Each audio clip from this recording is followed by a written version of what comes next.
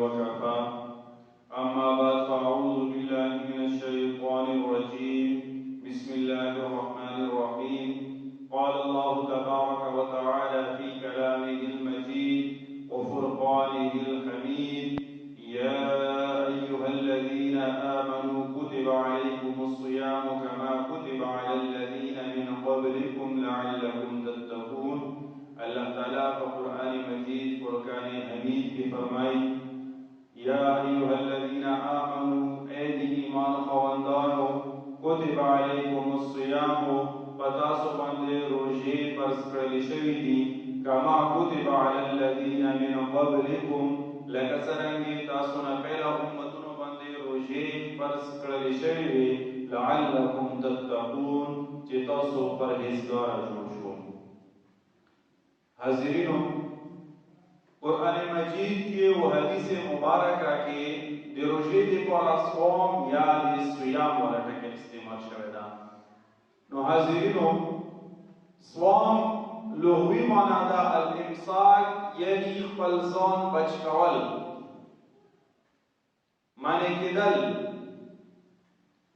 و اصطلاح کے دی صوم والا تعریف تا هو الامساك عن الاكل والشرب والجماع من الصبح الى الليل مع النية دی نیت سرا دی سوائنا بیگئی پوری یعنی دی سحرینا دی افطاری پوری خپل ځان دی درو شیونو بچ کول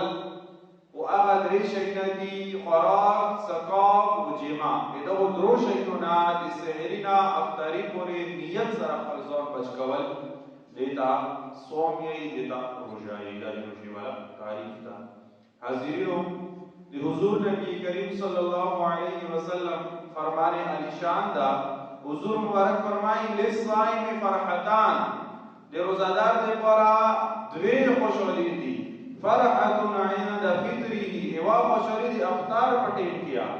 چې کله دی افطار پټیم کې روزادار په مخه کې قسمه قسمه دی الله تعالی ولا نعمتونه پروتوي او هغه نعمتونو ته ګوري هغه نعمتونو نه هغه خوشالي دي نو وا خوشالي روزادار ته دی افطار پټیم باندې وفرحت عند لقاء ربه وبلا خوشالي فاختم باندې چې کله الله تعالی خپل بندا ته خپل ملاقات وکړي د قیامت پرېږي الله تعالی په روزادار ته خپل ملاقات نصیبوي چې کله انسان ته خپل بندا ته روزادار ته الله تعالی د قیامت پرېږي خپل ملاقات نصیب کی بلا خوشالي کو دې قیامت پرېږي چې کله الله تعالی خپل بندا ته ملاقات نصیب کی حاضرینو دا شرط الله علیه وسلم فرمانے علی شان دا فرمائی چې روزه او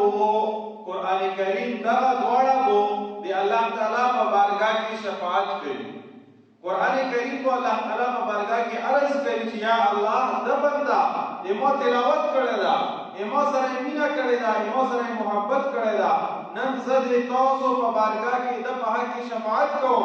او د مو ولا شفاعت قبول کا او روزه وي چې دا بندا ایمو دی وجه نه ټوله دې ولګا کړیا تنده یې راکړیا نو زنه نه تاسو په بارگاہ کې اېدا بندا په حق شفاعت کوم او الله تعالی وو د دوړو ولا شفاعت چې دا قبولوي الله تعالی د دوړو ولا شفاعت قبولوي او دا بندا وو چې کوم روزي سوتلی دي د قران کریم تلاوت کړي قران سره مینا کړي او روزو سره مینا کړي